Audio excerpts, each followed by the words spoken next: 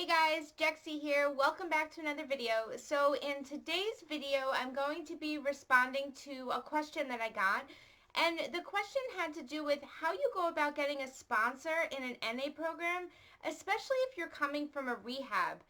This person expressed that they were worried there was a lot of judgment when they show up in like the vans that normally bring a lot of people from rehab to a meeting, and how they can overcome that judgment and stigma and get a sponsor.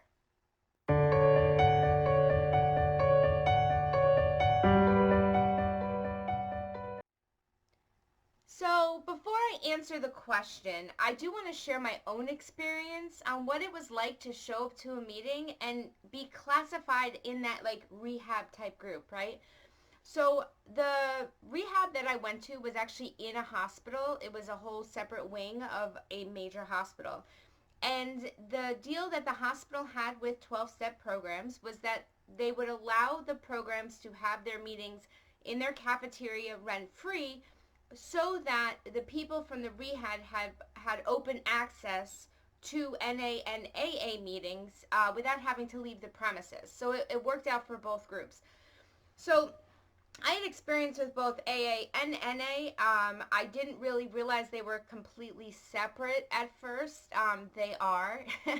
And they are not the same program. It's not like one's just for alcohol and one's just for drugs. It's not really like that. There is a lot more differences, but I go over that in another video. But I want to talk about the feelings of showing up when you were clearly like an outsider. So when we went to these meetings in the cafeteria of the hospital, now my rehab was in a psych ward in this hospital, right? So we were like locked down. We weren't even allowed.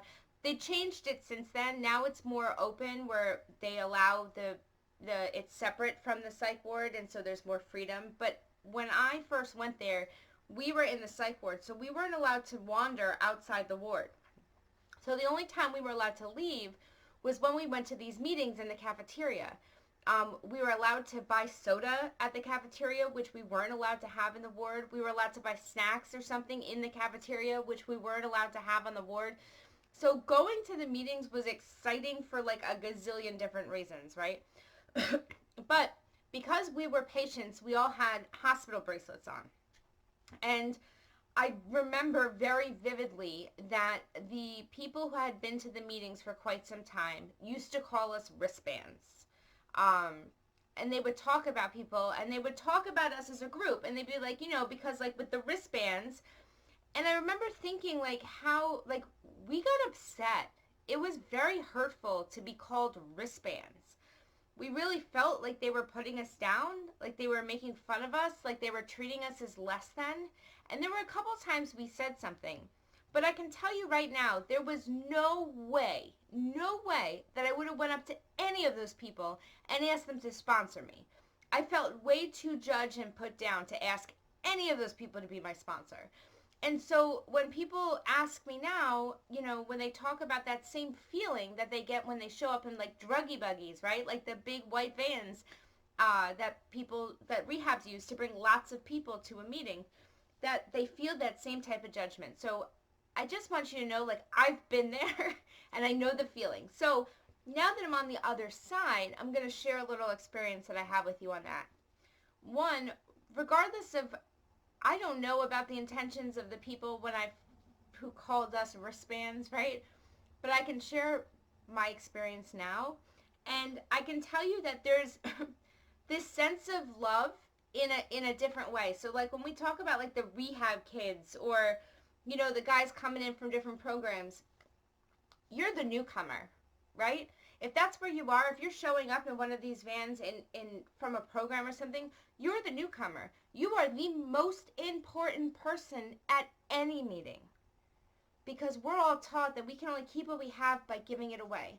So first, before you feel less than, remember that it says multiple times, especially in NA literature, I don't know AA literature as well, that you are the most important person at any meeting. That those meetings' whole purpose is to carry the message to you.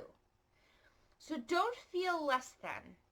You are being escorted. It's like taking a limo to a big red carpet affair. You're the special guests.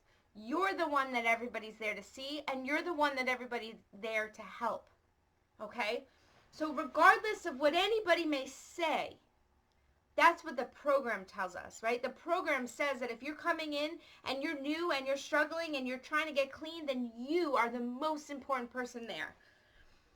So, how to ask for a sponsor. One of the reasons that there's some judgment against people who come in the rehab vans is the longer we're in a program, the more turnover we see. We see a lot of people who come in from treatment who don't want to be there, who are there because they have to be there. They're court ordered to be there. They're doing it just so they can, get a job back, right? There's a big difference between people who are in the program who want to be there and who have to be there, right?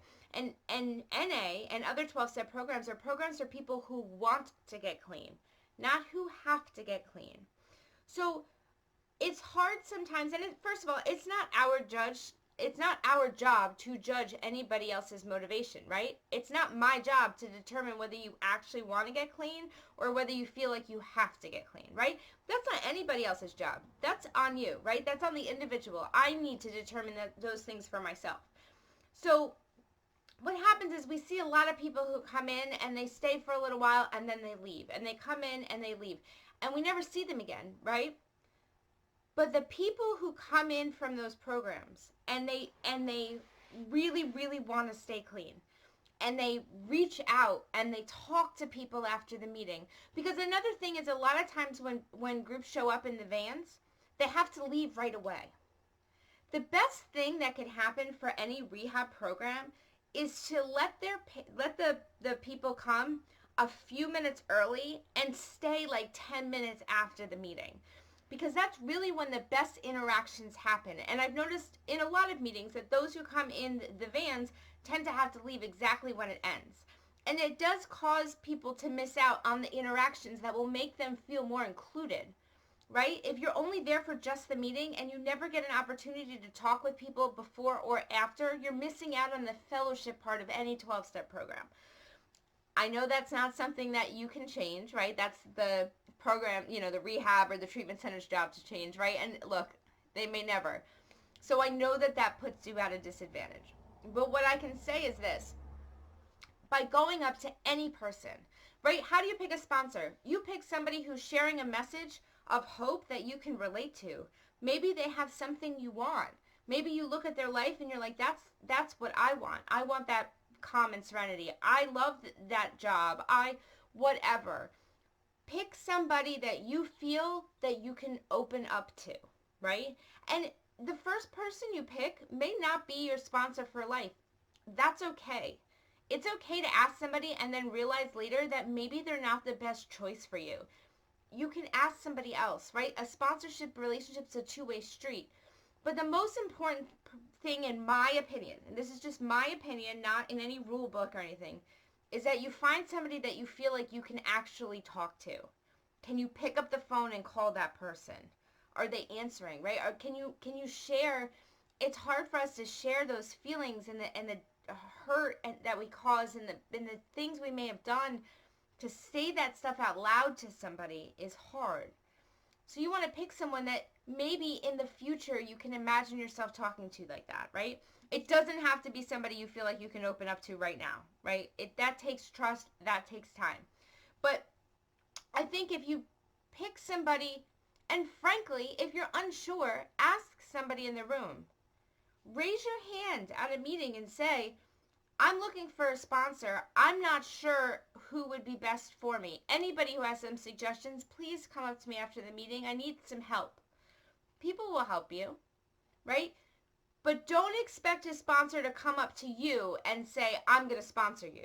You need to ask them. And I will tell you that most people say yes. Not all people, but a lot of people are taught to never say no in programs.